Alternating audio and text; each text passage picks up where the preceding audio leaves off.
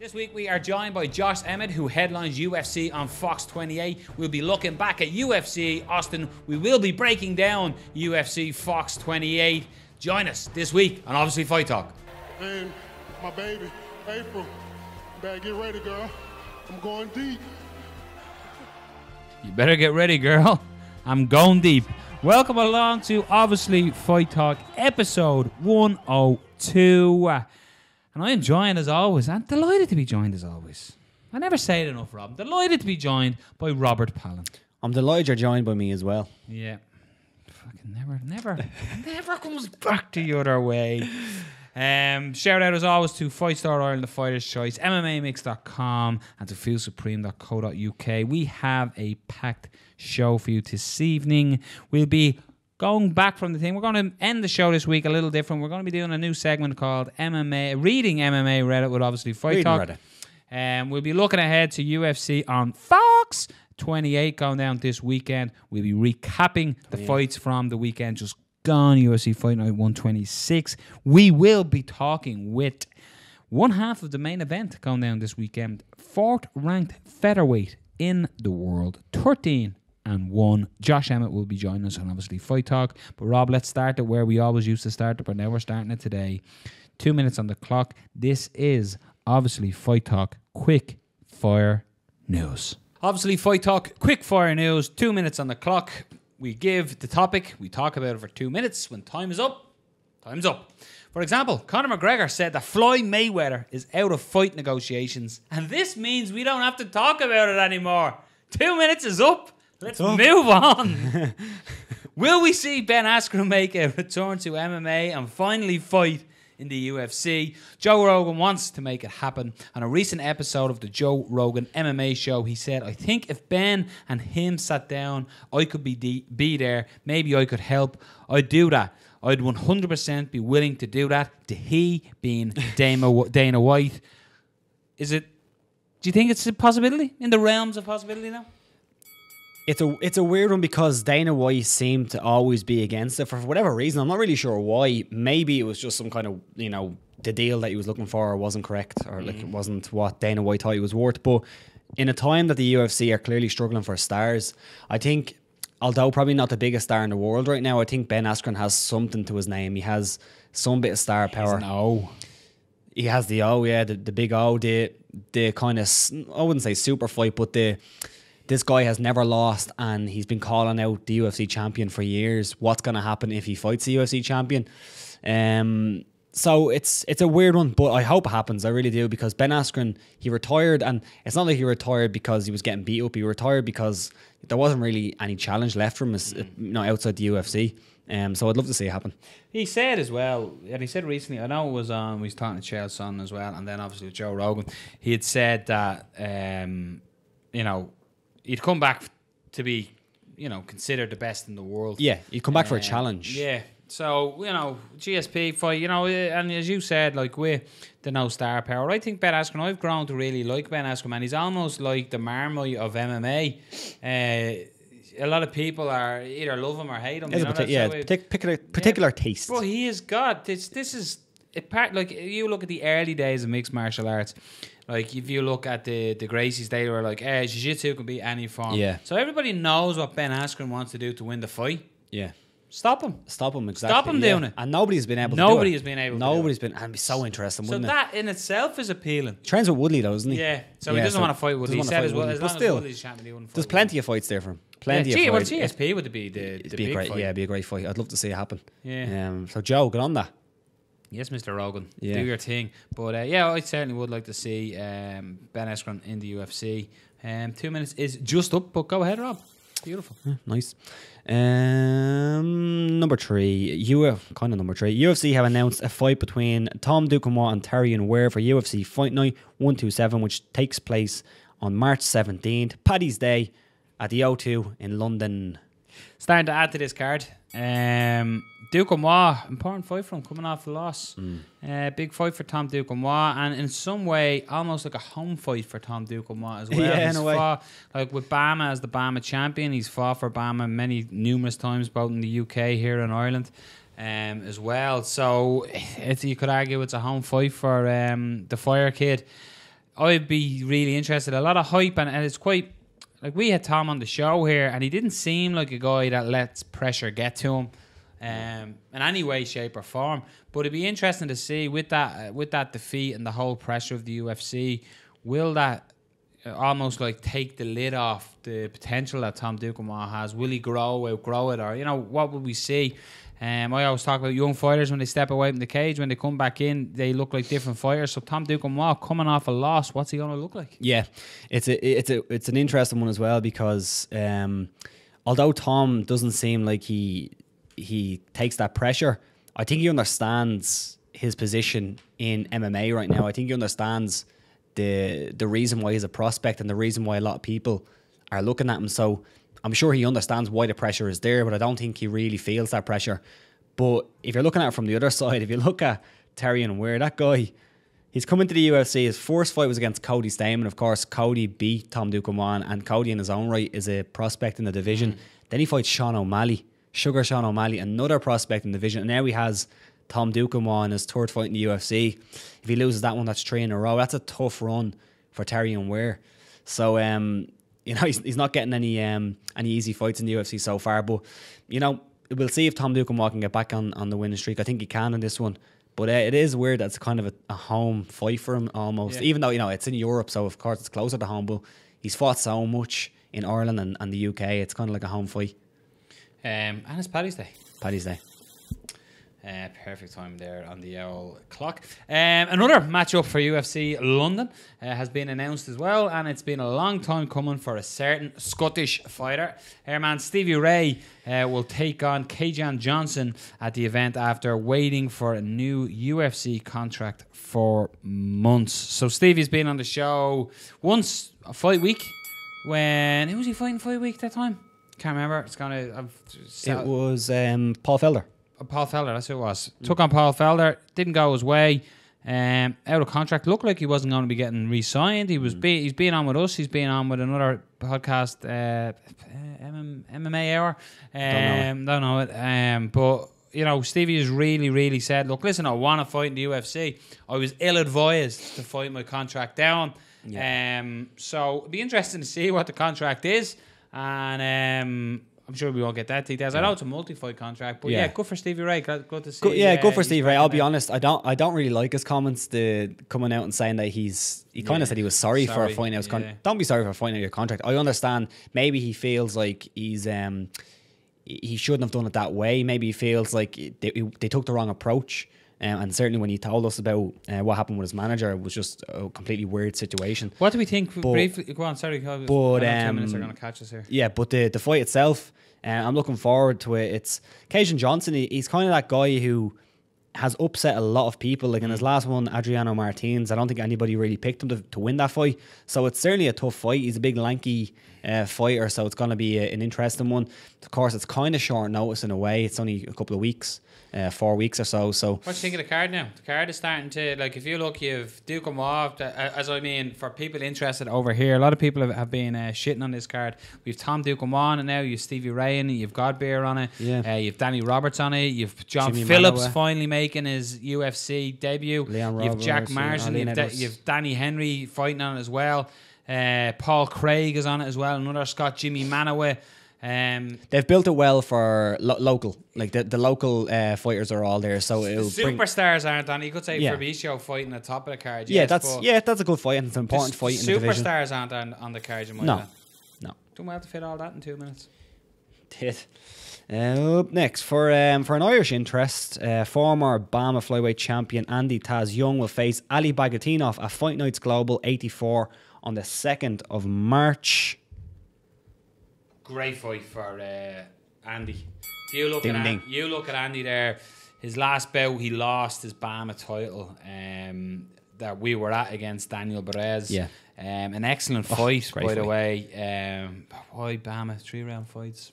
Yeah, it's so disappointing, isn't Never understand it. But good victory for Andy before that against Dominic Wooding. Yeah. So he's coming in here, but I think without being disrespectful to any previous challengers, this is the biggest challenge that Andy Taz Young has had in his mixed martial arts career. I think you were saying, Rob, as well on the show. It's on. Is Potentially it's on. It could be on. Yeah, they've shown those events on Fight Pass before, so possibly. But yeah, great opportunity for Andy. Again, former guest of the show, Andy Young. So yeah, great opportunity, and hopefully Andy grabs it with both hands, as I'm sure he intends to. Yeah, it's. I think it is the biggest test of his career. Although you will say that his last fight against Daniel Perez, I think Perez has the potential to be a really good, solid fighter in the UFC. So I think that was a huge test as well. This is just somebody who's been in the UFC, he's been there, and it's a big name, big exposure for Andy. Andy's been around a long time. He's been fighting a long time. He's probably fought on every show in Ireland, I'd say, and it's a great fight for him. And hopefully it is on Fight Pass, because I'd like to see that fight. It could be really, really exciting. Andy Young doesn't really have boring fights, really. Never in a boring fight, and he's an absolute gent to top it off as well. In the show for you. Yeah, but big opportunity for Andy Taj Young. So Irish eyes will be watching, and hopefully Irish eyes will be cheering at the end of it. Yeah, hopefully. Beautiful. Bellator 194 went down on Friday night and saw Matt Mitrione win a close decision over Roy Nelson to progress to the semi-finals. I'll say it the way the Yanks say it, and will face the winner of Bader versus King Mo. I was wearing my tinfoil hat, Rob, and a little chat we were involved in, but I don't agree with that. But what did you think of the fight? Mitrione deserving winner? It was a close fight. I thought Roy Nelson probably edged it out, but you know, that could be just bias because I picked him to win potentially. But it was a close fight. I don't think it was a robbery. I really don't. I'm not wearing my tinfoil hat. I'm not. I just think it was a close fight. My tinfoil hat moment was that Bellator have invested a fair bit into Matt Mitrione. He got the victory over Fedor in his last outing. Is that they wanted Matt Mitrione to go through. I'm not saying it was fixed. I'm not saying, but when I knew it went to a decision, I thought Matt Mitrione has won this. Yeah, well, it was a close fight. It was. I don't think the fights in the heavyweight tournament have been great just yet. No. I don't think it's lived up to the billing of sorts, but that's not the fighter's fault. You know, you can only fight what's in front of you, and fights are just happen. Like that's what happens. So, yeah, we'll see. It'd be interesting to see who Matt Mitrione gets next. He fights obviously the winner of Bader or King Mo. You got to be favouring Bader. Yeah, you have to be favouring Bader. So Matt Mitrione, I don't know. Matt Mitrione versus Bader. You know, cool fight, but you know, kind of weird as well. Much bigger, like. Yeah, way bigger. Yeah, you know, but he'd be way bigger than Mo as well. Mo is, you know, not that big either. Stood out in the card there. You went Taiwan Claxton, the guy who won by flying knee in his own. Oh yeah. He got a big win at the via ground and pound in the second round, and he wasn't happy with it. I thought like, I didn't perform well, and you're like, what? Come on, fair enough. That looked impressive. Lee McGarry, oh my God, Lee McGarry. I'd say he's still limping. Holy lamb of leg kicks. Yeah, some nice leg kicks. Vadim Nikov, it was quite. You could see McGarry was trying to roll on the mat and get subs, but he was jumping, springing back up, and then the spring was gone because that leg was mashed. Serious power, and that reminds you almost of. Obviously, they're a lot bigger, but it reminds you a little bit of Aldo just taking the legs of Urijah Faber. Yeah. Oof, Lee McGarry. Jesus, I hope that leg's all right. That was your quick-fire news. The 2 minutes on the clock. We do apologise to Floyd if that seems disrespectful at the start, but thank God it's over. Well, it's definitely not over. But God, it's over. It's definitely not over. Just let it be over. Definitely is over. Anyway, quick-fire news. Quick-fire news. Moving on. So welcome back to obviously Fight Talk, and if you're watching on YouTube you can see, and if you're listening on audio, I'm about to tell you we are now joined by the 4th ranked featherweight in the world, the holder of 13 wins with just 1 defeat, fighting this week in the main event in UFC. We are now joined by Josh Emmett. So Josh, thanks a million for taking the time to come on to obviously Fight Talk. Yeah, you bet. Thanks for having me on. A couple of days out from fight night. First main event for the UFC. How are you feeling? I feel actually really good this time. I had a great camp. I just kind of finished things up last night with my last fight simulation. So, a tough camp, but I actually feel really good. Now I'm just working on getting my weight down, staying sharp, and just getting prepared for battle. You know, a 25-minute war possibly. Do you think coming into this, obviously we'll speak a little bit about the past four stuff. Do you think with Jeremy Stephens that is this potentially the hardest fight of your career so far? Yeah, I definitely think it's the toughest fight of my career. Man, Jeremy Stephens, he's been in the UFC for about 11 years. This will be his 28th UFC fight. He has over 40 pro fights. He's fought the who's who at 55s and 45s, knocked out some tough guys, but you know, he still hasn't fought me. So I'm going to go in there. I'm going to perform well, and I'm going to put it on him. Are you almost tired of answering the question of the weight cut? Because the last fight was short notice. You missed weight, of course, but you didn't have an awful lot of time to cut weight. Are you almost glad you can go in there, meet weight, and then people stop asking about it? Yeah, for sure. It's like I said before, that was the first time I ever missed weight. I've been competing in wrestling my whole life. Out of all my amateur and pro fights, I've made weight, but I got that Lamas fight on 3-week notice. I had a 2-week training camp. I was sick. I had this like cold that everyone has been getting, and I was on antibiotics. Regardless, no excuses. I still take full credit for not making the weight. But yeah, it won't happen again, like I said. So it is going to be nice to go out there, make weight, and finally shut all these people up, you know, because they keep talking about the weight, you know.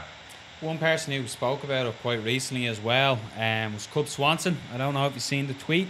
He called out a couple of things here. He said, I don't understand why Emmet is ranked 4th with only 2 fights in the division. Yes, he has a big win over Lamas, but failed to make weight. Just doesn't make sense. What do you think of Cub's tweet? Yeah, I didn't see it, but someone told me about it. She's in there. And, you know, everyone's entitled to their own opinion. I understand where he's coming from. He's been in the you know, just the fight game for so long, so close to the title. He's a great fighter, but the reason I'm ranked number 4 in the world is because I just knocked out the number 3 ranked guy in the world that's been at the top forever. No one did to him what I did. And, you know, 2 fights in, it is what it is. I'm not the one doing the rankings. Rankings mean absolutely nothing to me. Anyone can lose on any given day. All it is a number next to my name now, you know. But the only thing that rankings do help with is they get you closer to that title fight. So I think this is going to be another just a tough test in front of me, and I'm going to go out there and with a great performance and a big win over Jeremy Stephens, I cannot be denied anymore. The people, the fans, the UFC brass, whoever it may be, this is just going to solidify that I belong where I am. One thing that a lot of people are talking about now, especially the likes of James Vick, who had a big rant about this, was guys not accepting lower ranked fighters. Do you feel like the way that you got the Lamas fight in short notice that you got a little bit lucky? Because it seems like a lot of the higher ranked guys don't seem to want to take the lower ranked fighters. Oh, of course. And that's what happened when Jose Aldo, you know, he got taken out of the fight to go fight Max Holloway, which everyone knows. So Lamas was left without an opponent. They went through every single person in the top 15 and asked them if they wanted that fight. Everybody said no because it was against a tough opponent, and it was on 3-week notice. I was the only fighter that wasn't ranked that Sean Shelby and Dana White and felt comfortable with my abilities going in there and competing with one of the top guys because they were not trying to feed him a fight. And yeah, so I'm grateful that no one said yes, otherwise I wouldn't have got that shot.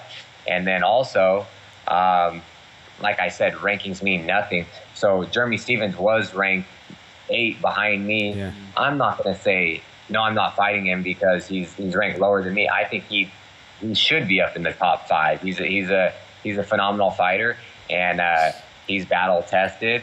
And like I've said too, I have never turned down a fight. And Silva, Shelby, Dana White, Maynard, they can all contest to that. They asked me on a 4-day notice, 3-week notice, whatever it may be, hurt, injured, sick, I always say yes. And I think that's why they like working with me, because they already know my answer. What do you think? you've nailed your flag to the mast there, as in how you want to take fights, accept fights. But what do you think now of fighters selecting their fights and being like the whole type of fighter who, I want to fight this, and all the fights are being arranged on Twitter, rather than the company come, they say, right, you're here, we want you to fight this guy, and the old thoughts of anyone, anytime, that seems to have gone now. It seems to be fighters want to almost handpick every fighter they fight. So what do you think of that mentality in today's sport? Yeah, I see it, but I still have that I'll fight anyone, anywhere mentality. But I understand from a business standpoint, but I didn't even know you could turn fights down until I got in the UFC. I thought they call you and say, hey, Josh, you're fighting so-and-so on this day, and that was it. So that's always been my mentality. Anytime I get a call, like, I'm like, yes, I know I'm getting a fight. Who am I fighting? They tell me, I'm like, let's do it. You know, but I don't know. It's odd to me, but you know, that's not me. But you know, so I can't really talk on other people's behalf. But I won't do that unless I'm like, I understand some people, like if I'm next in line and they're like, hey, take this fight, or you wait a few months and you get a title shot. Of course, I'm waiting to take that title shot because that's guaranteed money. The gym has been a lot, especially with the big fight with Cody and TJ recently, Team Alpha Male. What's the atmosphere like within the team? I know Sage got a victory last night down in Austin as well, but there seems to be, like the UFC, they love a drama, they love a story to sell a fight as well, and there was plenty with that. But what's the general atmosphere like in Team Alpha Male, especially with Cody losing his title as well? Has that affected the atmosphere for yourself leading into camp? No, it's man, the atmosphere is great. It's always you know, at an all-time high. We have the best coaches and teammates and team in the world. And no, Cody, he's a positive guy. You know, of course he's upset he lost the title, but he was right back in to practice. He's helping everyone else out. He's been training quite a bit, and he was actually helping me out a lot for my fight. So my main training partners were Chad Mendez. He has been for, you know, a long time. So Chad, Cody, I've been working with Cody just because he's so fast. And if I can see those punches coming and get his timing, I know it's going to be, you know, night and day when I get in there with Stevens. Just Steven packs a powerful punch. But yeah, the atmosphere is great. It always is. And we're just it's just a co-op, and it's a great thing that Urijah built. You spoke about Stevens being lower ranked, but do you still feel that because of what he's done in the UFC, that he's probably one of the biggest fights in that division? Oh, of course, and that's why I was campaigning for another fight. I thought I was going to get it. They were trying to make that for a title eliminator. For whatever reason, it didn't work out, and that's going back to Brian Ortega. Yeah. And I can understand why he didn't take the fight. Like if I put myself in his shoes, because that's one of those things where you're kind of hoping to get that title shot. Yeah. So I understand from his point of view. But Jeremy Stevens, I think this is a bigger win for me. I think it's a tougher fight for me.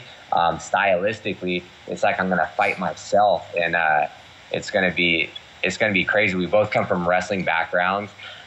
We both have good striking. We're explosive. We're powerful. Good ground game as well. Just people don't really get to see that. But yeah, I'm ready wherever the fight's going to go. And it is going to be a bigger win because I can already hear the people now. If I were to get that fight, say Ortega and I fought, and I got to win, people could argue, well, he's only had 5-6 fights in the UFC. He's still green. He wasn't ready, this and that, just excuses and all these trolls, which they always do things. But with Jeremy Stevens, I can't be denied. Yeah. You can't say anything. And so, yeah, I'm looking forward to this, and yeah, it's just going to be an amazing fight, amazing night, and it's going to set up my future. You said something there. It's almost like fighting yourself. So, how do you prepare to fight yourself? I know you guys are going to find out on Saturday night.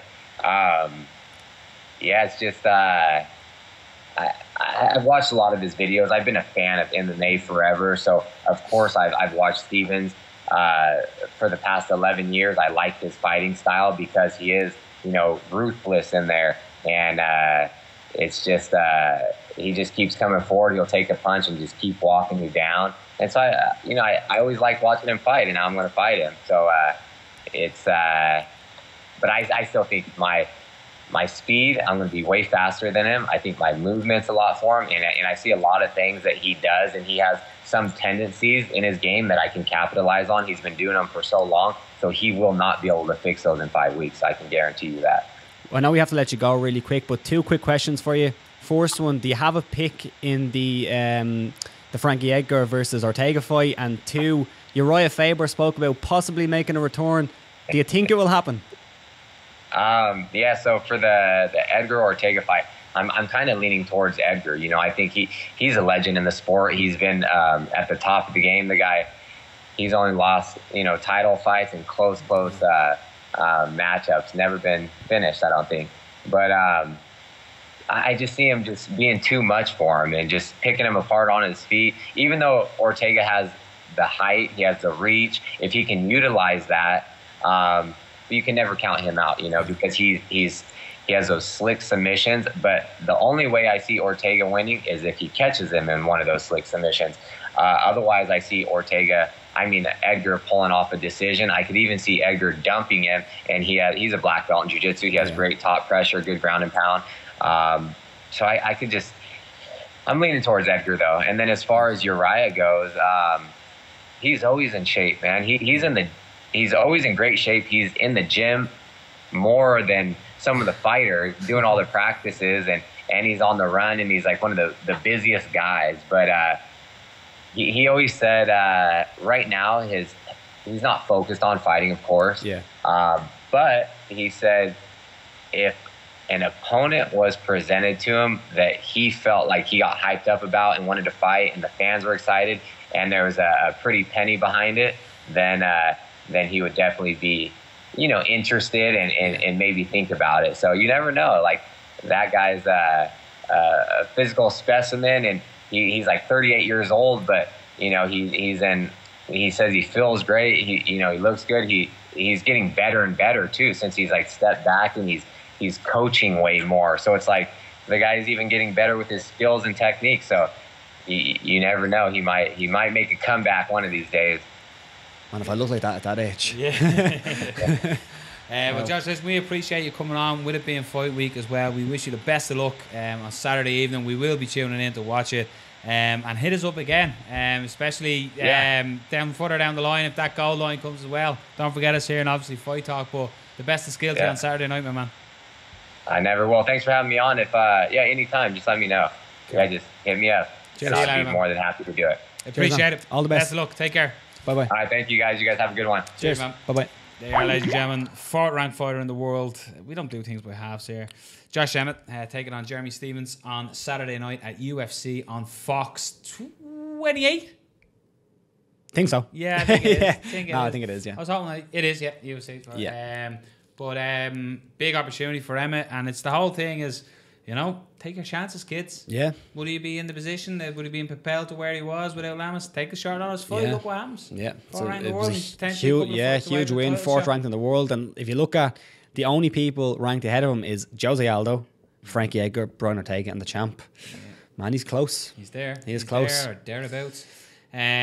But let's move it on and let's recap UFC Fight Night 126. It went down on Sunday. So I hope you all had your stream on. The Wi-Fi on Dublin Bus was working strong, and you all got the fights in. Or you live in America or something. Yeah, or you're not from Ireland and you live like where this was at a feasible time for you people. Yeah. What do you mean, you people? You people, you Americans. Let's talk about fights with Cowboy and Yancy. Yeah. So, move on.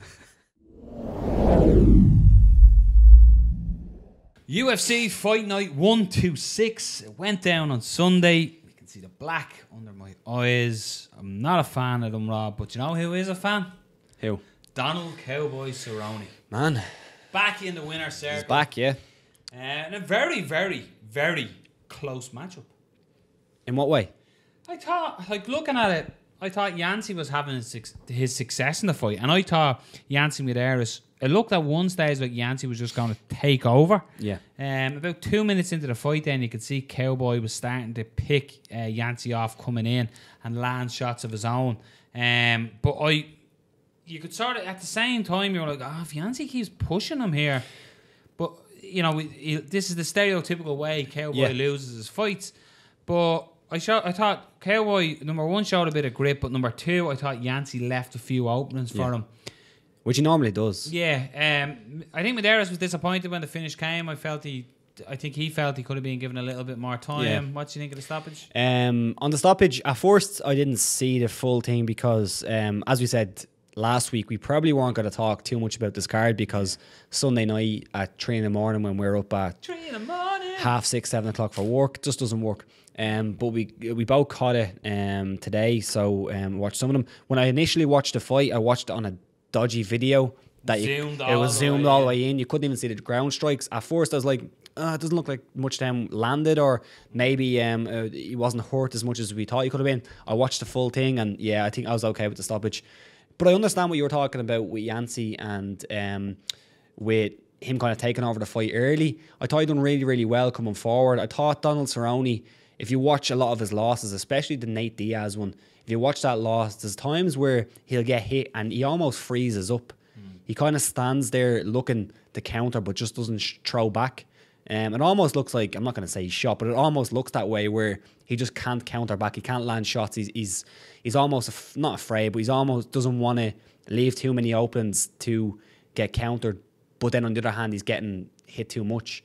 And it looked like there was moments where that was happening. But then eventually he started reading Yancy coming in, especially Yancy when he comes in for that clinch. He just kind of puts his arms out. And that's what actually caught him in the end. I think it was an overhand right or kind of a right hook over the top when Yancy tried to clinch that dropped him.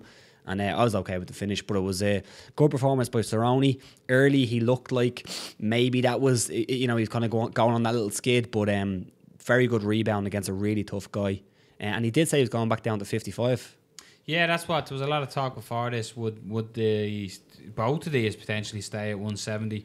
But yeah, I think going back down for Cowboy could be suited, especially now after sitting at welter for a while. He might have to take a bit more licks, or you know what I mean. He might bring the power down or whatever. You know what I mean. He's had a few finishes up at welter as well, so. That'll show in that sense that hopefully the experience of getting hit by the bigger guys could benefit him when he goes back down to 170. Fighters who are listening are going, "What are you on about?" No, it makes no difference. But yeah, it was like when I was watching the fight, I just have it playing here as I'm talking to you as well. I knew, when you get one of these dodgy streams and you know that the finish is within the next 10 seconds because that's all that's left of the video. And at the time, it was Yancy pushing Cowboy up against the fence. And I was like, is he going to step off with a finish or something? But I'm just looking at it here. You can see Yancy's throwing combinations. Yeah. But Cowboy is picking him apart with all the combos. Like, he's counter-striking and landing the cleaner shots on Yancy's chin. And here comes the finish for me now. Yeah. Yancy is stretching in, reaching, there's the clinch, and a little right hand over. Yeah, just before the finish, Jimmy Smith on the call made a great call. He was talking about Yancy when he gets hit. He doesn't retreat. He comes back forward and fires back. And that's what happened. He got hit. He didn't wobble, but he kind of got off balance. And immediately he comes forward, goes for that kind of sloppy-ish clinch, that tight clinch. And then the shot come over the top and dropped him. And he was kind of... He was really wobbly on his legs, and then Cerrone just finished him off on the floor. But again, great performance by Cerrone in the end. And something we spoke about, much needed win for Donald Cowboy Cerrone as well, because that would have been unfathomable to think that Donald Cowboy Cerrone was on a potential 4-fight losing streak. He turns it around, and again, good finish. And again, Cowboy in another exciting fight. What would you like to see him? Would you like to see him take a break now? Because Cowboy's a great man for jumping straight back in there. He did get a few licks. He got a weird cut. I don't know where the cut came from in the fight. Just on a scalp, wasn't it? Yeah. I'm not really sure right now. I need to really think about it a bit more. But yeah, maybe a little bit of time would be good for Cerrone. A little bit of time off. The Till fight was a while ago, so he did kind of take some time between fights. But maybe a little bit of time off, especially if he's going back down to 55. I know he hasn't really got that much bigger. He's kind of just fought at his walk around weight. It seems it's not like he's put on a huge amount of size that he needs to lose again. So I don't think he needs to really adapt to that cut again. I just hope that cut isn't too bad for him if he is going to go back down, because you don't want to see that either. Co-main event. No, forget co-main. I think Cowboy with a beard. I like it. He's a bit rough and ready. I'm a big fan of beards. Do you know what? I'm going to say something here, right? And it's going to... people are going to go, oh, yeah, lads, whatever. But I was reading an MMA Junkie article with Cowboy during the week. I remember I said it to you. I was like, do you know what? This sounds like a new, re-energized, hungry Cowboy. Yeah.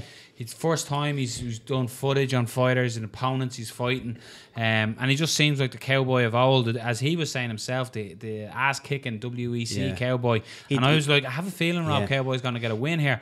And in a way, I think we are handicapped in our picks in some ways because early, we are making our fight picks on a Monday evening here. Don't see the weigh-ins, don't see the pre-fight. Then you see all the pre-fight, all the hype. I think the weigh-ins are important. I think the weigh-in one is important. Maybe if we ever want to do a thing where we're going to keep count of picks, because we don't really. I think we used it in the olden days. Yeah, I think for me the main thing is the analysis of the fight and talking about what will happen. The result is kind of, it's hard to predict. But if we ever do start taking pick, maybe we should reserve the right to change after the weigh-ins or something like that. Yeah, no, it's just because it is something, and like I have to say, like I was on team. I thought he said all the right things. He said all the right things. Yeah, I really thought Cowboy was going to shine. He got the victory, but credit to Yancey as well. Big step up as well for Yancey. A good fight against a legend. I love Hall of Famer. The camaraderie, the respect between and the Nate two. Diaz K-side there to support Yancey and smoking a J.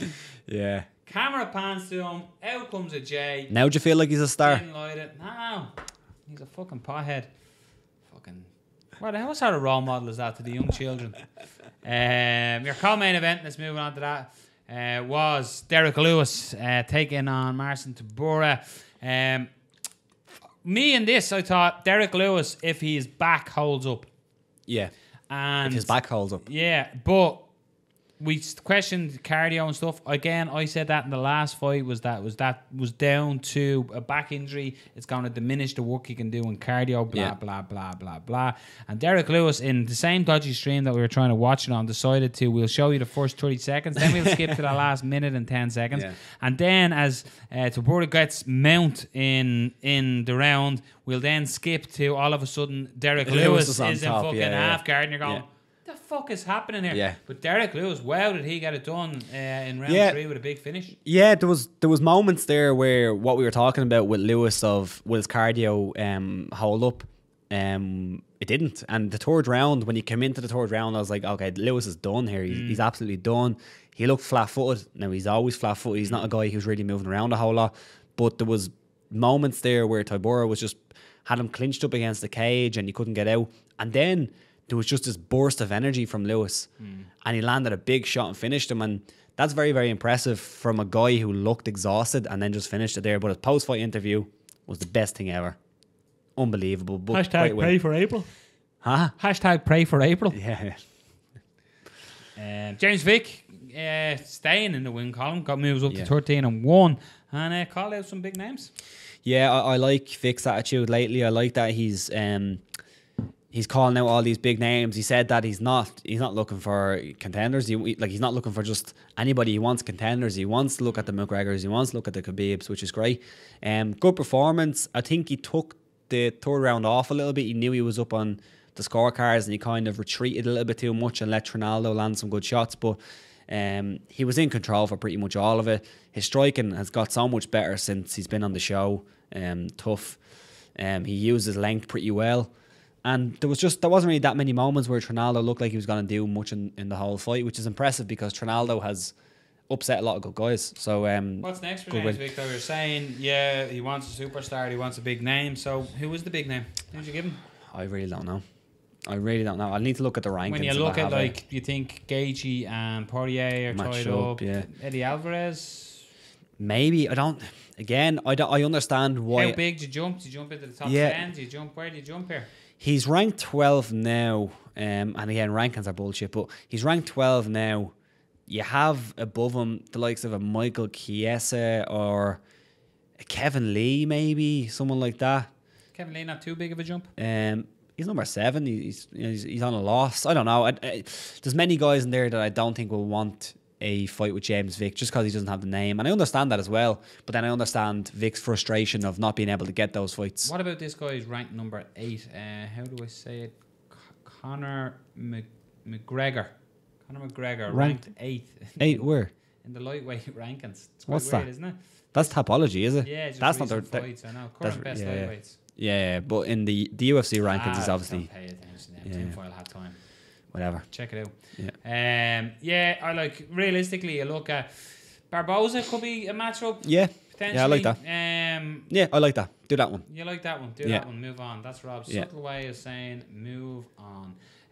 Curtis Millender, we said this. Is there a thing about levels in MMA? And I picked on levels, but at the same time, you're going, this is a young buck who was winning with knockouts. Thiago Alves coming off. This potentially was his third fight camp because of injuries to Zach Cummins and then travel where he couldn't fight as well. But Curtis Millender, he looked cool, calm, precise, and that standing, it wasn't even a step in the counter that eventually got the fight finished. He did go a little premature though, Rob. We've all been guilty of that, lads. But he did go a little premature and tried to celebrate coming up to the end of round 1, but the ref didn't wave it off, and the ref nearly didn't wave it off when he finished with the knee.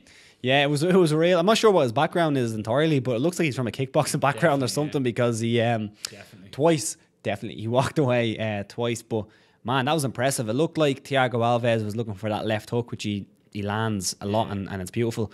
And he just countered it with that knee, standing knee. Yeah. Weird kind of. He's like Dal Sim though. Yeah, I know, he's real lanky head.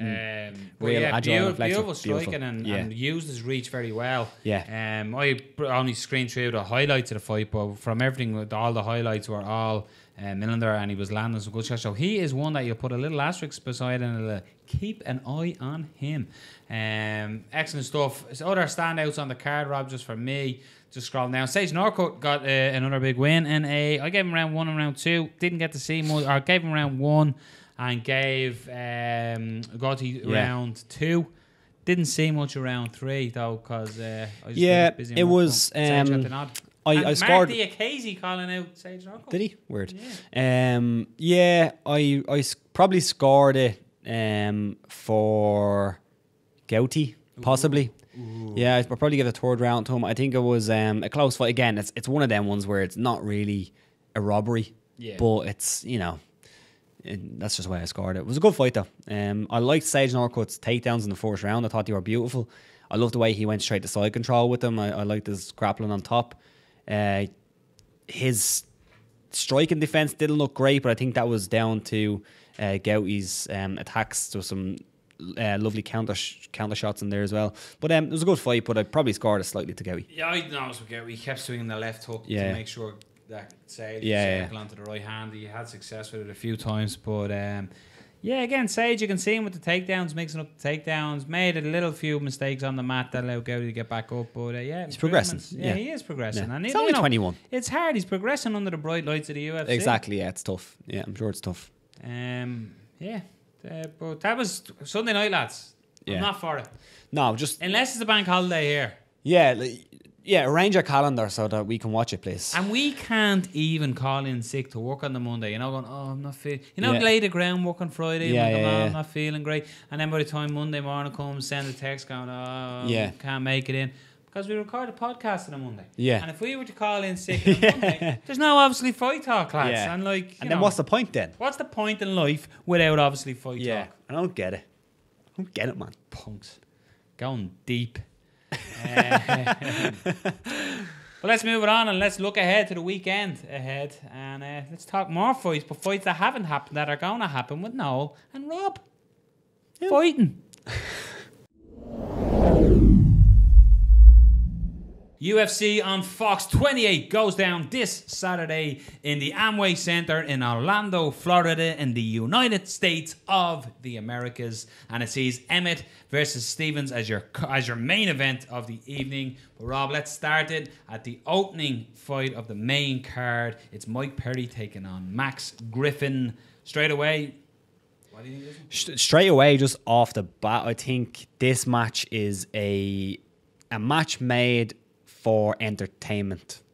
I think they looked at these two guys and they said, okay, let's match Mike Perry up with somebody and let's match him up with somebody who will have an exciting fight with. Now, Mike Perry will have an exciting fight with a broom, but I think that this fight is just matched for excitement. It's the opener of a Fox card. So I think the idea of this is get two guys in the cage there that are gonna beat the shit out of each other pretty much, and but in a good way. I think it's just an excellent matchup, but I also think that it might be a matchup to give Mike Perry a win. And that's not taking anything away from Max Griffin. I just don't think he's at the level that Mike Perry's been at. Mike Perry's fought some really good guys. His last fight, obviously, with Ponzinibbio, the result didn't go his way, but it wasn't the worst performance in the world.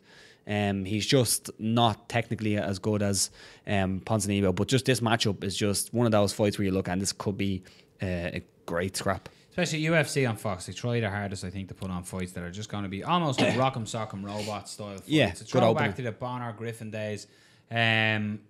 I think here Max Griffin, they found a willing dance partner with Mike Perry. Yeah. I don't see Max Griffin going for the double. No, he's a kickboxer. Or changing to a single and running the pipe. I don't see that. I can see them standing and two of them almost having an unwritten rule of, let's just throw leather at each other's face. Because, not just because I think that's the smartest thing, but I think that's genuinely how Max Griffin would probably believe he can win, because he's a kickboxer. He's a black belt in kickboxing. This will be my point. Griffin here, a stand-up fight. If you get embroiled in a brawl with Mike Perry, this is where Mike Perry wins his fight. But if you look at the Ponzinibbio fight, he fought him technically. Yeah. He used his... Now, he got caught as well. Perry landed big shots as well. But Perry... It's something Brendan Dorman spoke on after. He was like... Brendan, I think, sort of said he was disappointed with Perry because he's got all this wildness and madness and power.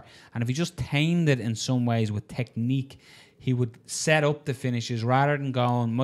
I think he felt he was guilty of going headhunting, trying to get the finish while... I think he has that technique. He does, but if he has this... If he used his setup and used some technique, the finishing shot will come. Yeah. But while Perry... He's fallen in love, obviously, with his power. He wins a lot of his fights through that. And sometimes when that happens, it can be a bad thing because you just think you have to land that one shot rather than setting that one shot up. So it'll be interesting to see, will Griffin go more technique here and land combinations, get out of the way, tire Perry out, frustrate him by making a miss and try and counter on any telegraph shots that Perry will be showing. But I do expect at the same time Mike Perry to show improvements here, and hopefully it's more technical improvements. Like, let's be honest, who doesn't like watching Mike Perry fight? If you don't like watching Mike Perry fight, you don't like watching fighting, because he comes out and he'll go out on a shield or he'll put you out on your shield, and that's what Mike Perry is. He's a draw for that reason. And again, I'd like him to win in a selfish way because I'd like to see down the line Mike Perry against Darren Till. Yeah, I'd love to see that fight. I don't know. I just think Max Griffin, although I think he can do that game where he'll go out there and be technical and try just kickbox with fundamentals, a lot of time he does get dragged into that war. So I just think that's going to happen. I think Mike Perry's great at doing that. I think the really, really talented, good, high-level top 5 fighters will be able to knock into that war, but I don't think Max Griffin's just there just yet. Maybe he can get there. I just think that Mike Perry's going to drag it into that kind of fight, and I just think punch for punch durability, I think Mike Perry is just slightly a little bit better there. So I'm going to go Mike Perry second round finish, TKO. I agree. Mike Perry, I agree with. I think Perry will get it done in the first round though. Nice. I just think he has that wildness. He has that. It's weird because at the same time I'm saying tame him, but would you tame a wild stallion? Would you? No. So you probably would if you keep horses and you're like, I'd like to keep that horse. But Perry just has that madness, and I think that's why he's where he is, but he needs to be in control of it a little bit more. But that's what I'm saying. If you do control it, does he have to finish? But I'm still going with Perry, and I'm going with first round. He's just got that violence in him, that finish. So I'm going Perry, first round, TKO/KO. Ovince Saint Preux takes on Ilir Latifi in the light heavyweight division. This is one of the two lads. They're sort of in a similar spot. Yeah. Yeah. They're both in that fluctuating. Like, you look at Ovince Saint Preux, the close fight in some ways, it's it gets put down to John Jones being rusty. But, you know, he had the John Jones fight. He was beaten by Jimmy Manoa. Volkan Ozdemir beat him. And then he's gone on a bit of a run again. Yeah. Getting all in the win column. Yushin Okami's a weird one, isn't it? Yeah, very weird fight. Weird fight. But all victories by either submission or knockout. So Ovince Saint Preux was on a tear. But then Latifi looks like... Latifi does really well and then drops a fight. Now, his last defeat was to Ryan Bader. That was back in September 2016. So beat Tyson Pedro then. But he's in that weird position like that. Jean Valente, Sean O'Connell. This is no disrespect to these guys. Handstringer. Yeah. These are the guys that Ilir has victories over and stuff like that. And I'm a big Latifi fan. I've spoken about this before because I've met him. Yeah. And he was really nice. So that means we're mates now. And I have to cheer for him when I see him fight. But Latifi has that... he's got that one-punch knockout power as well. Yeah, both of them do. Yeah, and this is a weird fight because... It sounds stupid. Both of them can win this. And in similar fashions. Yeah. It's a well-matched fight. It seems like a fight that should have probably happened before. It's sort of weird that it hasn't. Yeah, it's kind of weird that it hasn't happened before. But it's... I know what you mean. It's a very hard fight to pick. I think both guys, when they show up, they're... I wouldn't say world beaters, but they're very, very good. When they don't show up, sometimes they're lacking. Latifi... He's good at being that kind of battering ram type fighter. Yeah. You know, he's good at being the hammer. And when he can be the hammer, I think he's very, very good. But OSP, I'm not sure if he's going to be able to pull that off against OSP. OSP, he uses length pretty well. I wouldn't say as good as everyone in the division, but he can use it pretty well. But he has a serious reach advantage here as well. 7 inches, like that's... It is serious. And I wonder if Latifi would be able to get his wrestling game going, because although he's not from the States, he still has a fairly good strong wrestling game, and he can grind them out. Would he be able to grind it out against OSP? Will OSP look for another Von Flue? Mr. Von Flue. Who knows? It's a weird fight to pick. I really don't know. I need to think about this a little bit more. Let's continue to chat about it because I need to think about it. Where my thought process in this one is, I think that Ovince has fought the better caliber fighters. I do think so. So, like, you look at that. I know, like, you go the distance. I don't know, isn't it? Yeah, it really is. He's gone the distance with John Jones. Like, that's... Yes, it wasn't the greatest John Jones in the world. He also had a split decision loss to Volkan Ozdemir. Volkan didn't look great in that fight, but he's had I'm just flicking through his record here, and he's fought he's beaten Mauricio Shogun Hua, Patrick Cummins, then he dropped onto Glover Teixeira, beaten Javier Cavalcante, then John Jones, Jimmy Manoa, and Ozdemir. Dropped 3 fights in a row. Looked like he was in trouble. And then has bounced back with 3 wins and looks good for it. Looked very impressive against Corey Anderson, getting the finish. And I think he'll utilise his reach here as well. And if he can stop, because Ilir, when he lands, he tends to sort of come in almost with a head bowed. And battering ram style. Yeah. And he comes over. But, if Latifi can get the takedown here as well, and yes, it's not going to be the fight we all want to see if he's grinding on him and keeping it on the ground. But if he tries to tire the big man out in Ovince Saint Preux with multiple takedowns, that could be his path to victory here, using his power. He's heavy ground and pound as well. Latifi. It's this for me is a complete coin flip. Today I'm saying Ovince Saint Preux. Ask me tomorrow over lunch, I'll probably say Latifi. So I'm just gonna. For me, I think Ovince Saint Preux reach is gonna be vital in this. He's fought the higher caliber guys, so I just think for that reason, and just Latifi can finish it. Ovince Saint Preux can finish it on the feet, but he can pull it crazy submission out of nowhere. Where I was going with it was, I think that OSP is a little bit more dynamic in his style. I think if it's not going well for him in certain situations, I think he might be able to pull out the bag. With Latifi, I do think, not that he's a front runner, but he's the type of fighter where if he wants to win, he has to have his game going 100%. He needs to be the grinder. He needs to be the hammer. And I don't think if he fails to do that, if he fails to pull the fight into the direction that he needs it, I'm not sure he can be that dynamic to turn it back around. So I'm going to go with OSP to win. I do think it'll be a close first round. I think Latifi will be able to impose his will on him. I think he's going to be able to get a takedown or two, but I just think that over the course of the 3 rounds, I think OSP is going to be able to keep on the feet, start to use his range. I'm not sure if he's going to get a finish, but I think he's going to win at least 2 of the rounds by just being able to keep Latifi at range, land some good shots, Latifi falling short and takedowns, and just not be able to impose his will on him. I'm going to go with OSP by, I'm going to say a decision.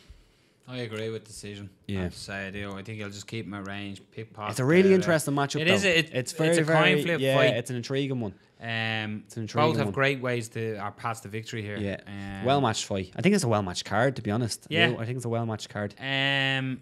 Your co-main event sees Jéssica Andrade taking on Tecia Torres. Torres, of course, only has 1 defeat on a record. Yeah. But I think this, you could argue, is the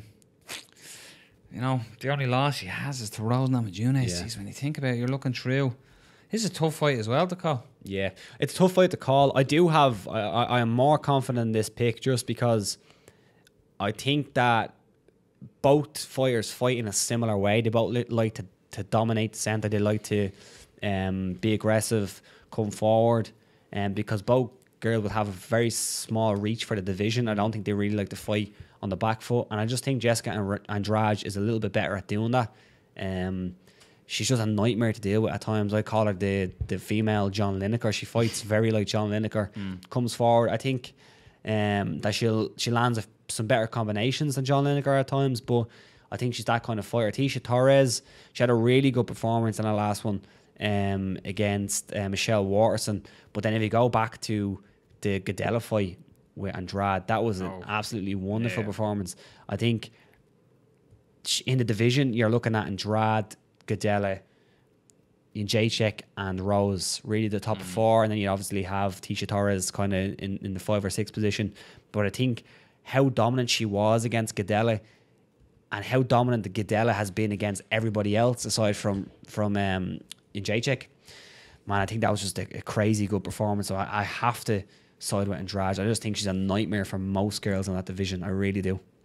There's not a lot I can disagree with there. The fight that it's the what she done to Claudia, my Claudia. I'm pretty sure Gadella, Claudia Gadella, after that fight took some time off. I think she said she wants to take some time off because of she took a hiding. Like it wasn't like it wasn't like the worst beating I've ever seen, but it was just domination. Yeah, it was she got battered. Yeah, she got battered. She got battered. Yeah, and at her own game in certain situations as well.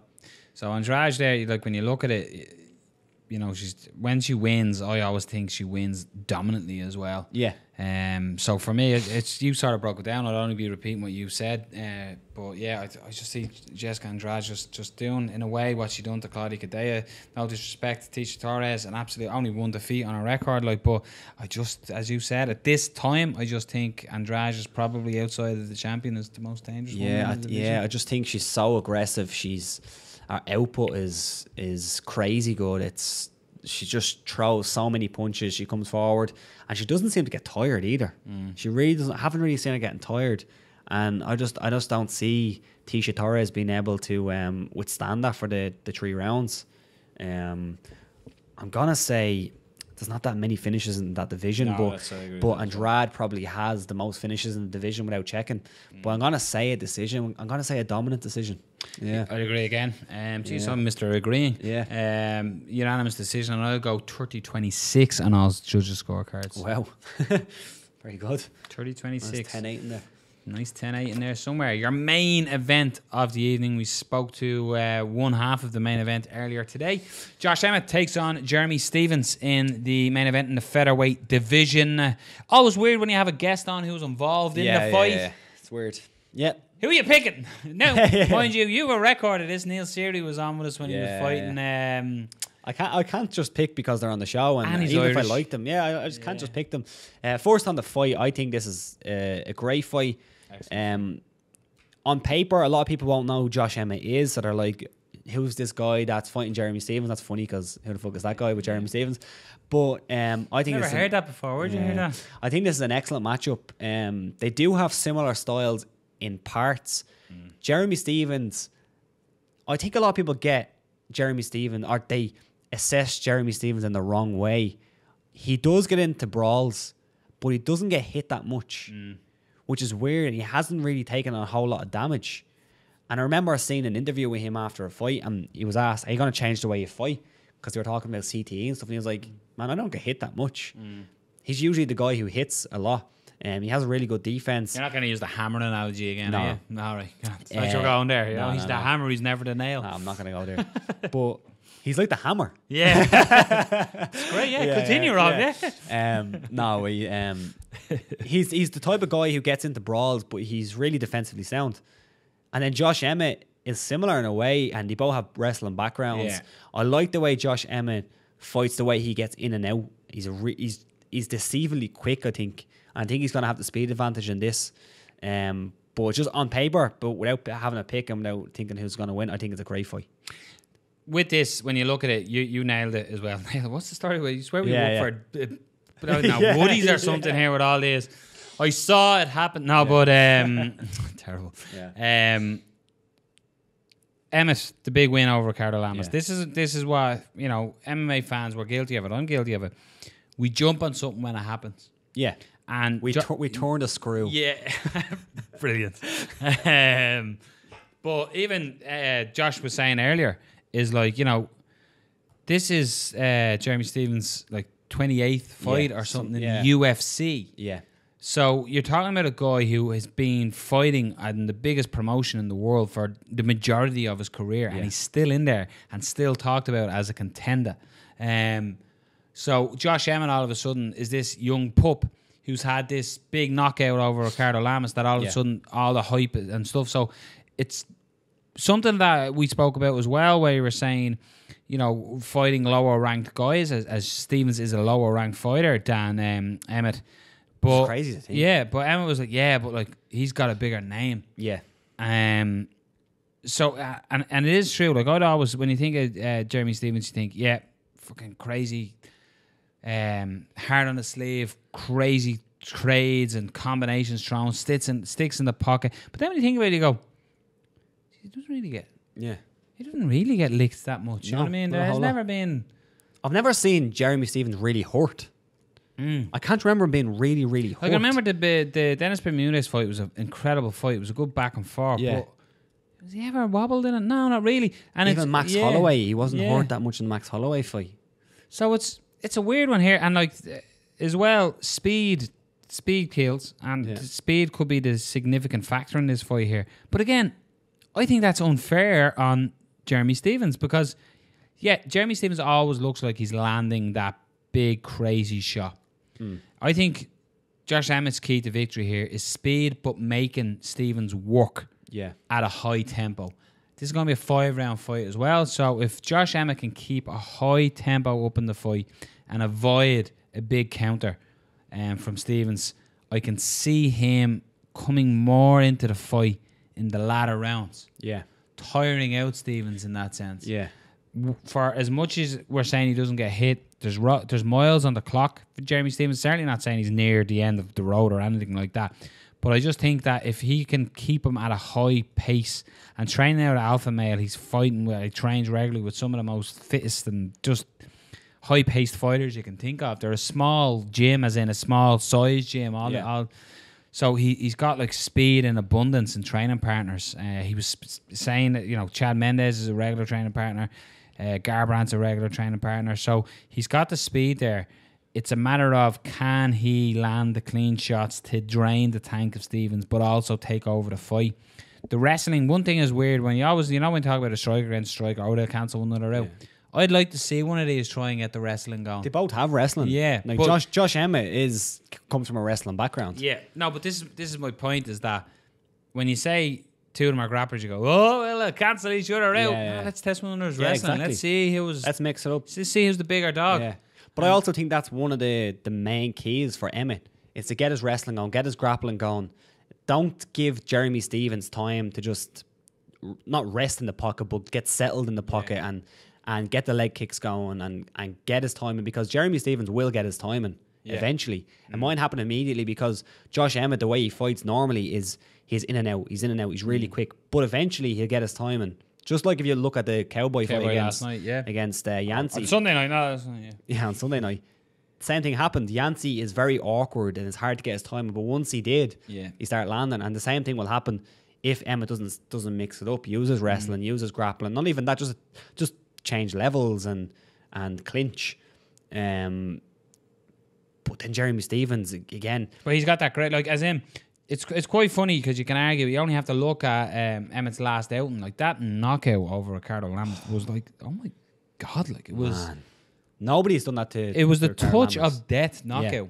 Yeah. And at featherweight as well, that these two men are probably short notice too. Yeah, but these two men as well have insane knockout power for featherweights. I know, like, there is knockout finishes, but I mean, like, one shot, not an accumulation of damage, just one shot done. You're out of here. Where's my paycheck? Both guys have that. So that's the great equalizer. Is that both fighters are one mistake or one mistimed or overreach shot away from be it Herb Dean or whoever standing over them, waking them up. So that's what's really intriguing about this fight as well. So it's got great facets of interest from the grappling end of it, the tempo end of it, to if someone can land that knockout finish. Also, just the story of it. If Josh Emmett can win this, and that puts him right up there for a title, that's a crazy jump from him fighting. His first 4 UFC fights were in the undercard. Got a short notice fight against Ricardo Lamas. Knocked Ricardo Lamas out.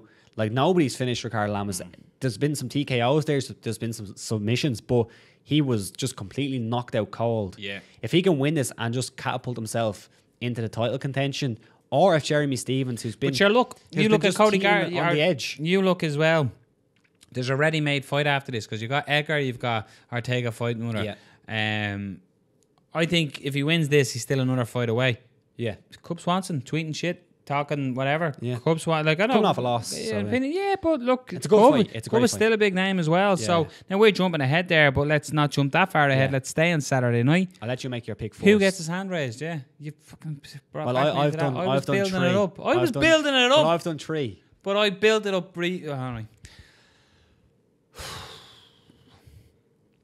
I'm undecided because I think this. I like this card. It's a very close match card. Very close match and card. This is a very close match fight. As the odds would tell you. What's the odds? Slightly Jeremy Stevenson is the favourite here. Makes sense. Jeremy Stevenson is 8-13. And Emmet is 5-4. Makes sense. Yeah. Close. See, you have a catalogue looking back at Jeremy Stephens. Yeah. Of what he can do. The fights good he's and been bad. in. Yeah. So you can see both. I think he's really improved a lot lately as well. The Daiho Cho victory was incredible. Great victory. And then he's in there with Gilbert Melendez. It just doesn't go away, you know what I mean? And he turned his leg into a hamburger. Yeah. And Josh Emmett's only losses to Desmond Green. And I thought maybe Josh Emmett edged that one. It was a close split decision. So he could easily be undefeated going into this one. This is a great matchup. Yeah. Great matchup. And it's also one of them where, for me, do you want me to give my pick? Because you're way on the side. I'm going to go with Jeremy Stephens. I'm picking Jeremy Stephens. But looking back at Jeremy Stephens' record, going into the Renato Moicano fight, the Canero fight, I thought Jeremy Stephens, that was his fight to win. And he lost it. And there's been a few fights like that where I thought this is a fight for Jeremy Stephens to win. Not that I think this is his fight to win or his fight to lose, because I think this is a very well-matched fight. I think Josh Emmett can win it. But there's been those fights where a guy who's kind of, we don't know a whole lot about, we've seen them, we've seen what he can do, but we haven't seen everything, like Josh Emmett, and he's come in there and he's surprised us. But I just think based on resume, I think you have to side slightly to Jeremy Stephens. But being this close and getting, 5-4 on Josh Emmett, I think I might put a little bit of money on Josh Emmett, but I just straight pick, I'm going to slightly side with Jeremy Stephens. By decision. I think it's going to be a close decision. I'm really, really undecided. Yeah. What I need here is Brendan Dorman to be talking while I'm doing this and thinking. Because leg kicks. It's like what I can see both of them winning this fight. I can't see it. Talking to the mic, yeah. What's your pick? Come on. I don't know. I really don't pick. know. It's very difficult. Pick. This is a complete coin flip for me. It really is. Like, I'm gonna go down the route of like Jeremy Stephens has fought the who's who in mixed martial arts. You know, fuck. I really don't know. Pick. I want to say Josh Emmett because he was on with us today and he was You really can't nice. do that, though. I know, He is. but And yeah, me picking against Josh Emmett is not me saying he's a bad fighter. That's just me saying I just think I think it's just too early for him against Jeremy Stephens. I think veteran's going to play into this. Savvy's going to play into it. I just think he has just so much more experience. He's got a lot better, Jeremy Stephens. He's got his leg kicks have looked a lot better. His elbows, he's landed some really nice elbows in the pocket. But Josh Emmett is looking phenomenal. And if he wins this, that's a huge win. Absolutely huge win. It's just at the same time, I think experience, and then you think the opportunity, and he's grasped. He's got a full camp. He took that opportunity against Ricardo Lamas with both hands, and he's now getting a full camp at Jeremy Stephens. He's going to be studying them. They're very similar. I'm sure there's been people in the alpha male camp that has fought Jeremy Stephens. I'm sure. I can't think of someone off the top of my head, but I'm sure. I'm undecided. Well, just make your pick. Deafening silence. I really don't know. Come on. You pick Jeremy. If you gave me your money, I wouldn't back this fight. You know? Honest to God. Make your pick. Come on. I find it that difficult. Picks don't matter that whole lot. No, they don't. I'm going to go with new blood. I'm going to go with Josh Emmett. Nice. And the reason I'm going to go with Josh Emmett is because I've picked against Jeremy Stephens before. And I got it right. Yeah. It was Max Holloway. It wasn't hard. But I was at that fight. I like Jeremy Stephens, and like I just think, you know, Jesus, I don't know. He just falls. Yeah, I know. Yeah, I really am. Oh, I've said I'm picking Josh Emmett. I'm picking Josh Emmett. Make your pick in the comments below, because this is a really tough one for Noel. It's a tough one for me as well. I just, I've said Emmet. Just say how it is. I'm going with Emmet, but I just think it's an incredible fight. Man. And I just think a full camp with this opportunity, I just think Josh Emmett grabbed it with both hands against Ricardo Lamas. Yeah. So I think he's going to grab it with both hands and feet this one. But go on, I'll go Josh Emmett. Nice. No crazy science behind why. That's my pick. Let's do an undercard fight though. What's your under the radar pick? This is what we do sometimes. Sometimes when we don't do the whole card, which we don't do all the time, we'll look at a fight in the undercard that's flying a little bit under the radar, but you should definitely watch it because it should be great. Alan Jouban against Ben Saunders. I think this is a fun fight. Nice fight. Ben Saunders is all kinds of madness in there as well. Still, is he the only winner still with an omoplata in UFC? Ben Saunders? One of them. And against, of course, the gorgeous Alan Jouban. I just think this is a fun fight. And again, it's the whole on Fox, let's put on fun fights. I know it's not on Fox, it's going to be on Fight Pass or whatever. But Killer B, Ben Saunders always comes to fight. Always an interesting, crazy fights. And he can win from anywhere. And Alan Jouban, I think is a very untapped in some way. A lot of people underestimate him. He sort of goes, he has losses to Gunny recently, Nico Price, but for me, this is a standout. I think I know what you're going to pick, but you only have to look. Jouban, recent wins over Mike Perry and remember that name, Belhel Mohammed. So he's got good recent wins, but unfortunately, he's on a 2-fight loss streak. But we'll see. That's my under the radar. My pick, I'm going to go with something a little bit different. I know what you think. Kenan Barrow, Brian Kelleher.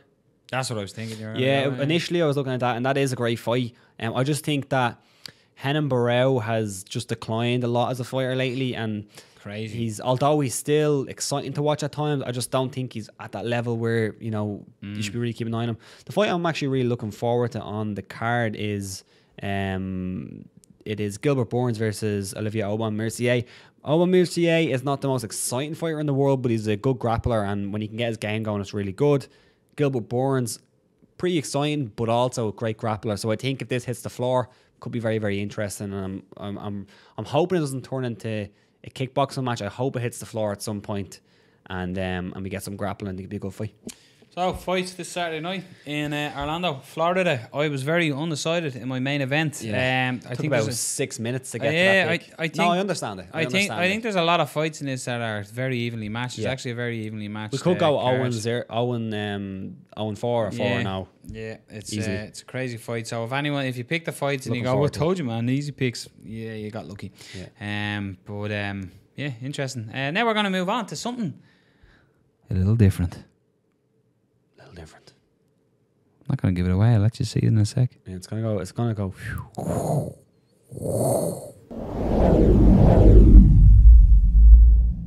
And now for something completely different. This is obviously Fight Talk reading Reddit. Reading Reddit. This is Rob's new little idea. Said let's finish the show each week with a little bit of fun. And if you want to know what fun is, you gotta know what Reddit is. MMA Reddit is the place of information, funny gifs, and fucking trolls. Yeah. Fucking trolls. Like trolls fucking each other or just just the absolute king. You could put up like the nicest thing in the world and some guy, who gives a fuck, man? Yeah. You know what I mean, it's the troll. It's magnificent. It's great. I love Reddit. Yeah. But honestly, it's a great place for information MMA. If you're into MMA and you're not on MMA Reddit, go check it out. And literally all your news, someone will post articles from everywhere, and it's everywhere. Yeah. So what we're going to do is we're going to just go through Reddit and we're going to read Reddit for about 10 minutes. We're going to wrap the show with it, and you're going to experience the beauty that is Reddit today. So Rob's got a little something lined up in the background. I have something here. There's a guy that appeared on Reddit. Somebody posted it up. He's a ring announcer. His name is Scott Farrell. I'm not sure if he's taking the piss. I'm not sure what the crack is, but it's absolutely hilarious. And I think, no, you should be fearful of losing your job as a ring announcer. But let's check it out. It's going to play now. You should be able to hear it as well if you're listening to audio. Ladies and gentlemen in the house and on pay-per-view, welcome to the beautiful Mark Estes. Are you ready to shake it? Ooh. What is that? Standing at a rugged 6'1", A rugged 220. 6'1". You do not want to mess with this man. Moving his MMA record of 49 wins, 11 losses with no draws, 2 victories apiece for these badasses and warriors ready for the heavyweight title and grabbing that strap on and getting it on. Look at Big Ben. In charge of the leverage tonight in the Yama pit. Once again, Big Dan, a man. How can I beat a man if you're the man, Dan? Margliata, check it in at 4. 6, Kate LBS, steaming mad at 5-0-0 in his MMA career. Give it up for Marcelo Pato Pereira. And Looks like Husama. staring him down with a nasty glare in the red corner, laced with tats. 47-11-0 in his MMA career, a UFC and IFL veteran of this game, looking ready to dance and get it on. Give it up for Travis, the Diesel. Give me a room with a view. What a man. What a man. Myself and Terry Kavanagh are out of work. What can you even say about that? First of all, he must smoke about 60 a day. Yeah. He loves a gargle. That was epic. Yeah, it was and if unbelievable. that sums up Reddit in one post, that's Reddit. Quality Let's see. We didn't actually talk about this today. Nate Diaz in the crowd. Hopefully this video works. So it's Nate Diaz in the crowd. Did you watch the UFC? You've obviously watched the UFC and you've seen this. Yeah. Look, this happens sometimes. Basically, we'll recreate it. The camera panned to Nate, who was sitting in the crowd. Just use your mirror. We'll continue down. And he took a J out of his pocket, stuck it in his belt, and got the lighter out, and looked like it was about to light. Here we go. Look. Hey, look at this guy. Holy shit, man. Nate is next level. The funniest thing about that as well is that that was just after Derek Brunson. You said Derek Brunson. Derek Lewis said to his wife the whole going deep thing. Going deep. Let's look at the posts. Posts are where they live as well. That was impressively fast. It's somebody, Nightcrawler on Reddit. These guys take 5 minutes for a highlight knockout post. 15 seconds for Diaz whipping out some weed. Yes. We're ready. Weed ready, no? No. Weed ready. It is weed ready. Oh, it is. Weed ready. Yeah. Did Connor suffer any consequences after the incident? No. Don't believe. Let's continue on. Israel Adesanya, that guy's a beast. On critics, post UFC 221, even Jesus Christ himself was crucified, and he's the goodest cunt in the world. Be interesting here because I wonder there's a lot of Bible bashers on it. The goodest cunt in the world. Might legitimately be my favourite MMA quote of all time. Jim Miller's comment about Sparta shutting down Derek Lewis on McRib. How tasty my PP and living death are all close. Yeah, the big comments? You got to say, I think, I definitely think Derek Lewis done it this weekend with going deep. Yeah, going deep. Yo, April, baby, get ready. I'm going deep. Yeah, you have to go with Brock Lesnar's famous one was a good one, wasn't it? That was it. I'm gonna get on my top of my wife tonight. What was Jim Miller's comment? You can read this. There it is. Look, I get that the entire city of Dublin closes down when Conor McGregor fights, but I'm quite proud to say Sparta, New Jersey, also goes dark when I step into the cage. Granted, we're talking about what?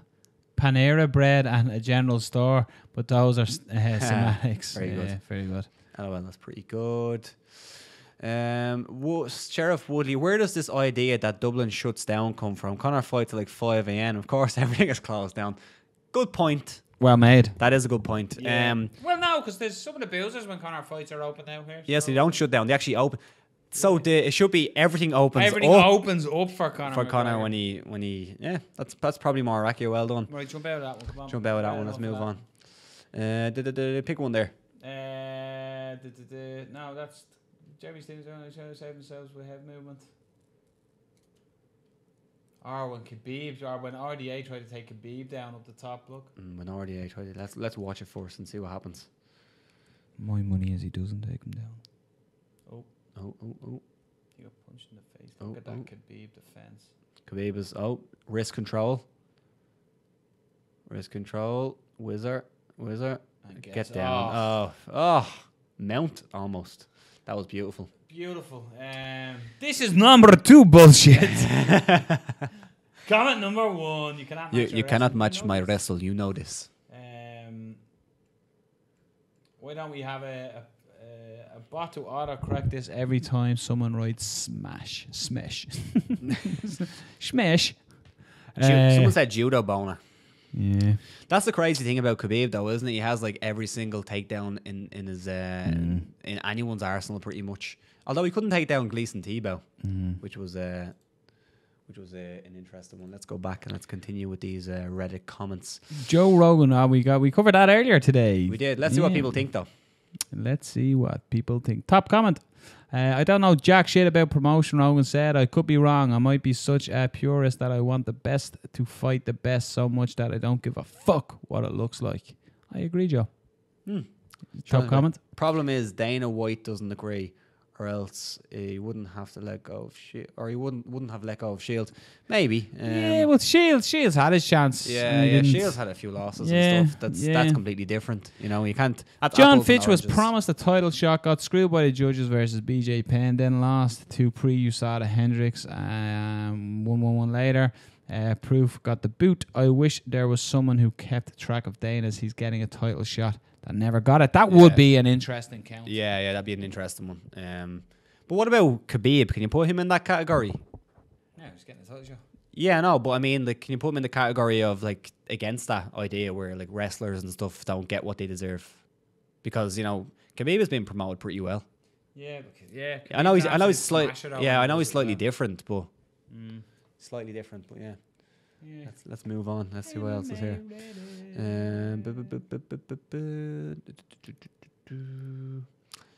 What I'm gonna do is I'm gonna click on news. This is all the new stuff. Oh, new stuff. Oh, Chris Cyborg's in the news. Call that out. What's to say?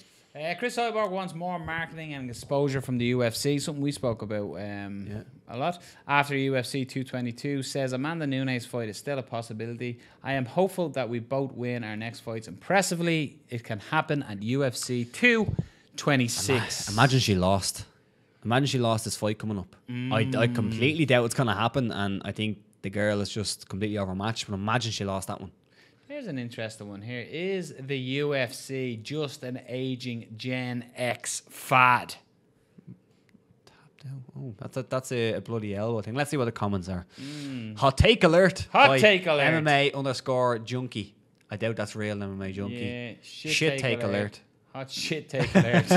This is what we mean about the troll. It's just didn't use the goal. What happens is when somebody jumps on with a witty, funny, trolly comment, and maybe it's not really a trolly comment. Who can say? But LOL, this MMA journalism version of fear mongering for clicks. Someone there, it is a hot take. Someone says, I personally think it's better than ever. I just think Conor set the bar so high for hype that nothing seems exciting. Interesting. Anymore. We desperately need new stars underneath it. Yeah. I expect nothing else from Bloody Elbow. As a side note, I'm thinking of starting my own MMA site. Different form, these shitty clickbait ones. Anyone with me? 0 likes or comments. Oh, that's awkward. God. Awkward. Wow, we've been there though. Yeah. Yeah. Next one up. Oh, MMA Hour is live. We could just sit here watching the MMA Hour. Watch MMA Let's Hour. see. There's 60 comments. That's what people think. Where the fuck is evil Shawn Michaels? What? Who's evil Shawn Michaels? I don't get that. Maybe that post underneath it is a gift. Maybe let's hope this is not. The win from my punch is gonna hurt your face. Platinum Mike Perry. I love MMA, rather. Man, switch from Perry to Ring Boy is too much for me. You decide to take it. No one cares about your sponsors. Do it. Take the money, channel. We should probably read this out a bit more, considering people listen to this as well. I wonder if Ellis thinks he's Ken Masters, middleweight GO contender, hair model, and now Invicta Ring Boy. Oh, is that Joban? No, Ilir is it? Elias Theodoros. Oh, Theodoro. Theodoro. Yeah, does have good hair, doesn't he? I was never really a fan of Perry, but he managed to win me over a bit. The MMA makes me fans of fighters that I didn't like previously. I didn't work for it. I meant to say, I imagine that I didn't work. I didn't work for Elias though because I turned it off. Maybe I think that's a typo. I guess yeah, that's it. You can see progression. Yeah, but I don't know. Maybe it was at Invicta. I don't know. We can't be commenting on something that's going on, so that makes no sense. Let's have one more that can be quite whatever, so we can draw it up. Let's have a look at something. Rich Franklin's one suit now. No. How Romero loved Rockhold to death. That's a fight breakdown, though. We can't really go through that. What I'm gonna do is I'm gonna go back to hot. The gifts that were of Yoel Romero with Luke Rockhold wearing like summer hat, and he was kissing him, and they were on a beach. Did you see that? Yeah, it was weird. Yeah. Something that we spoke about in the news. If you want to go back, you can. But let's see what people think of Tom Duquesnoy versus Terrion Ware. And this is by Exie, who's Irish. The Irish flag. Yeah. Up the Irish. This is what I said. Yeah. Rough string of fights for Ware. 6 hours ago, you robbed that comment. No, I did not. You're the Kenny Florin of podcasting. I was looking at his record and I come up with that one. Stamen and Shadow Mind. That is true. I completely agree with that, mister. Ware doesn't have anything besides his boxing. His takedown defense and grappling are terrible. Elbow to the temple, said that. Nice. I'm going deep. This is Techmonster with a 5. Tom is the prospect I'm looking forward to. So much potential. Excited for this one. Yeah, I like Tom Duquesnoy. Rough loss to Stamen, but yeah. Comment underneath it. This should be an interesting fight. If Duquesnoy is a real prospect, then he should beat Ware. Probably. Why is the UFC matching Tyrion up with all these bantamweight prospects? Because Marcus Brimage is booked. Very good. Marmont God. Duquesnoy kind of exposed in his last fight, which makes me very skeptical of his future as a contender. However, he should win this with relative ease. Relative ease. Relative ease. Do you agree with that one? No. No? I don't think there's an easy fight in the UFC. Okay. Unless you're fighting CM Punk. Do you see that CM Punk opened as a favourite over Floyd Money Mayweather? That's insane. Wow. My first UFC event has turned out to be a decent card. I presume that's attend to a first UFC event. Either that or he's like, no, do you know what? I'm tuning in on Saturday night. That's it. I'm tuning in. Yeah, this is the one. This is the one for and me. And somehow he knows all the people because he knows it's a decent card. Yeah. That'd be weird, wouldn't it? Yeah. Yeah. Yeah. He done all the study. We never watched the fight. It's finally come together, man. Yeah. It's finally, This is the Duke one. and War fight has really got me over the This edge UFC London card. here. Oh yeah. That's it. I'm flying from Brazil to London. This is looking like the best event in Europe in some time. This is I completely forgot I was on this hype train as well. Nice. Fire Kid back, yeah. Damn, that determined shit. Where shit in Daniel's cereal. Oh man, someone who lost to O'Malley can't beat Duke Amat. Duke Amat is flawed and not necessarily this inevitable champion everyone thought he would turn out to be, but he's about twice as talented as O'Malley, and where the UFC are going hard in to paint with obvious tune-up fights and squash matches to build those they see fit. There's no subtlety nowadays. Do you think that's true? Do you think they're building Duke Amat too much here and giving Duke Amat all the... I don't know. It seems like a favourable matchup, but I'm not sure about that. I do think that the UFC have slightly got into the whole boxing of let's give some fights. Yeah, let's help build some guys, which isn't a bad thing. Is there a bad... Yeah, I was going to say, is that a bad thing with I don't young think so. talented fighters? I don't think so. Yeah, because otherwise you mightn't have them in your promotion. So at least if you look at Bellator, for example, you look what they're doing with James Gallagher. Yeah. A lot of people are giving out about James Gallagher's first couple of opponents. Yeah. Saying they're not of a high caliber. James Gallagher is a young man. I think, when 19, 20? Yeah, something like that. Very young man. And he's they've a bit built older him now, up but yeah. correctly. His last victory was over Machida. Yeah. He drinks piss. Yeah. Not the Machida, the other Machida. Yeah. But yeah. Machida. Excellent. I did say Machida. Yeah. That's MMA Rita. Yeah. With OFT. Yeah. Just a different way of finishing. It's a little unscripted, unpredictable. We don't know what's going to pop up. Yeah. Apart from Rob, because he robbed his breakdown of the O'Malley thing from that one. Breakdown. This guy fought this guy. Yeah. And this guy. Yeah, but this has been 102. Yep. It's a nice Monday evening here in Dublin. That sounded weird when you were holding it. Yeah. It's all muffled and stuff. It's a shout out as always to Fight Star Ireland, the fighter's choice, everything you need under two roofs. And they are making our OFT t-shirts. That will be with you soon. MMA Mix, they're obviously good because they're with obviously Fight Talk. And to get 10% off, Cowboy, like stuff to help you get better and heal and not be sore and sleep well. CBD oil, honest to God, man. CBD oil makes you sleep like a little baby or one of the old people in Cocoon. Sure. feelsupreme.co.uk. Use the code FightTalk at the end, get 10% off. Wonderful. Yeah. It's been 102. Rob had mentioned we were going to have Jimmy Smith on this week. We were due to have Jimmy Smith on this week, but Jimmy, you see, UFC are so inconsiderable when they think do these things. Sunday night shows, man. It's another reason why I hate Sunday night shows. Yeah, rounds obviously Fight Talk's guests. Yeah. So hopefully Jimmy will be with us next week, and if not, we're going to rearrange. We'll do it. Jimmy loves us, we love him. It'll be rearranged. If you're still listening this time and you'd like a guest, be it regional, be it Irish, be it UK, be it Europe, be it American, be it Brazilian, be it whatever. If you want to hear a guest, I can sort out aliens, by the way. If you want to hear somebody on the show, comment below. Who would you like us to get? And like I said, regional, because sometimes we scave away from regional shows and stuff, and so I like covering the regional stuff as well. Same. Rob hates it. He keeps saying, I don't want to talk about it now. But if you want anyone, put it down and look. We'll try contact. Yeah, obviously. anyone. Or if you want to contact them for us. Yeah, if you have a contact. But no, we will reach out on a regular basis to set guests up and stuff. But if there's anyone you'd like to see, drop it in the comments and we'll try to get them. But this has been 102. I've been O'Keefe. He's been Palin. You've been yourself. You've been beautiful. Dublin, Ireland. Good night.